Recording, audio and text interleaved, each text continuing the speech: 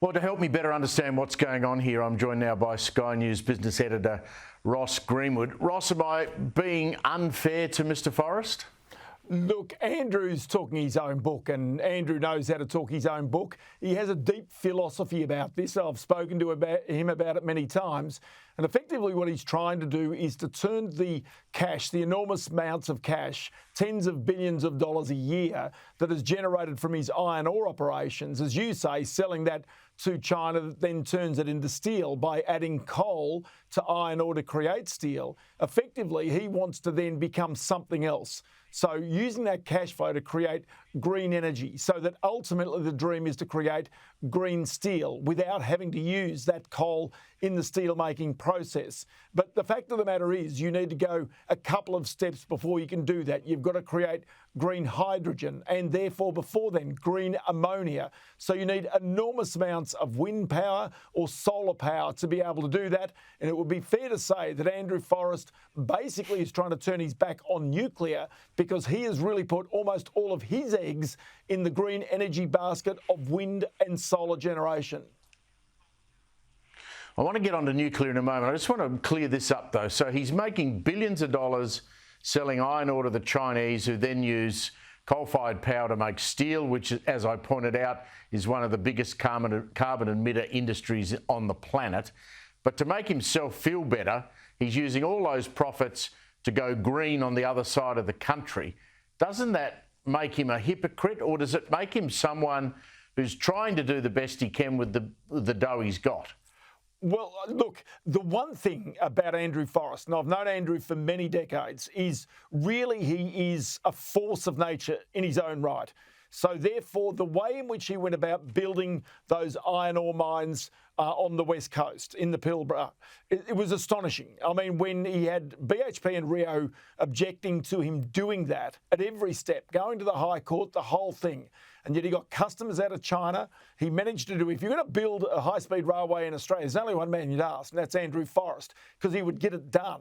Now, would people be upset by the way he did it? Absolutely, you would. But then again, it would get done. So in this particular case, Andrew Forrest is almost a break or breakthrough person. And he says the future for Australia, as we basically have to come off the export of coal and gas long term, he says it is about becoming a green energy superpower. And he effectively is trying to make money for Australia, but lots and lots of money for himself by basically being that green energy superpower in this country.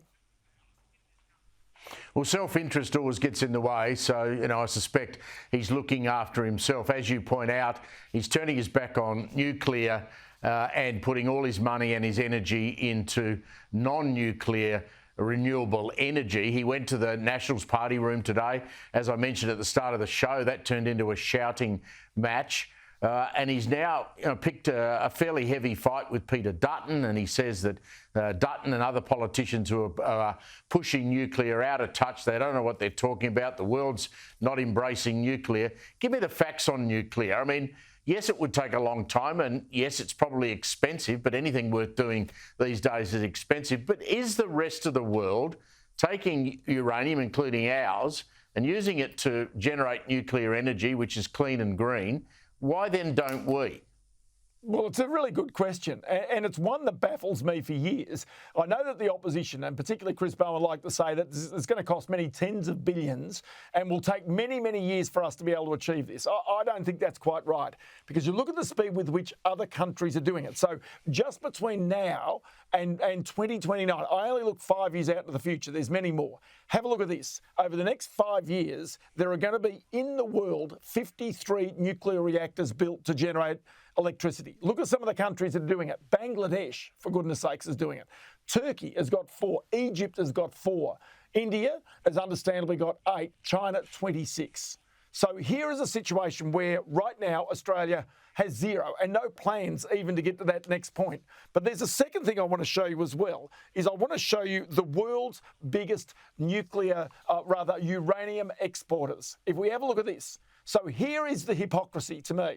Is that Australia has in the past been number 3 on this list for a long, long time. We are amongst the biggest uranium exporters and producers in the world.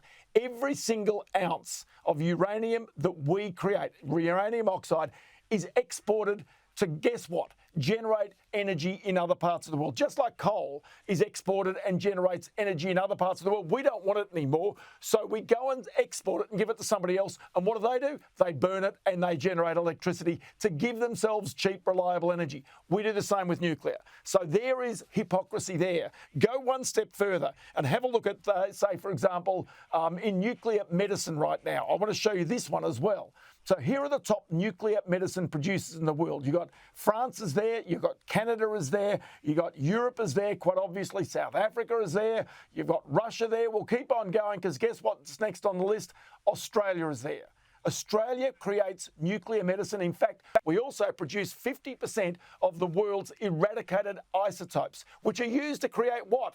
Green energy type things like electric cars. So the argument here is even though we've got ANSTO at Lucas Heights that creates all of this nuclear medicine that's required for the world, one of the biggest in the world, and creates all of these eradicated isotopes that are used for creating electric cars, high-speed trains, all the things that people need, we don't want nuclear. And I just sit there and think we're nuts.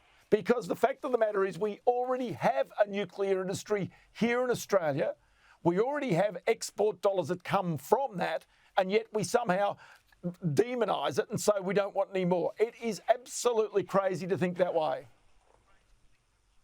Yeah, just finally, I mean, politically, the problem that this creates is that people like Chris Bowen, who have complete obsession with green energy, and he set these sort of targets that are almost impossible to achieve. When you get someone like Twiggy Forrest talking the big talk about green energy and giving you support, it gives people like Chris Bowen confidence, which really annoys me.